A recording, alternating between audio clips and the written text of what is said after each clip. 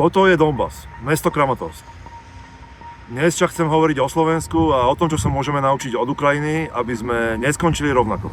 Môj nový projekt reaguje na zhoršujúcu sa bezpečnostnú situáciu vo svete, ale najmä v našom regióne. Na situáciu, na ktorú sa už Európa pripravuje, ale naši politici sa tvária, že akurát nás sa to netýka. Príručka prežitia a spoločenskej odolnosti nám pomôže prežiť aj v takejto hroznej situácii, ktorá dúfajme, že nikdy nenastane. Ale ak áno, vysvetlím vám, ako presne môže taký konflikt v našej krajine vyzerať. Vysvetlím vám, čo môžete robiť, aby ste ochránili svoj život, svoj domov a svojich blízkych.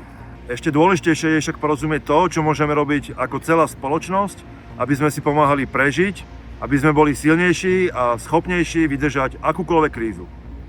Ako vojnový reportér, ktorý pokrýva konflikty na celom svete, som totiž už dávno zistil, že ako jednotlivci v podobnej situácii nemáme žiadnu šancu. Prvým krokom je však začať o tom verejne rozprávať. Bez strašenia a bez paniky. Pokojne, úprimne a rozumne, aby sme pochopili, čomu môžeme čeliť a ako sa proti tomu brániť.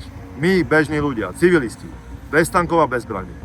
A presne o tom bude príručka prežitia a spoločenskej odolnosti. Ak ju chcete získať a pomôcť budovať lepšie a silnejšie Slovensko, podporte moju kampaň na www.startlab.sk/vojna.sk.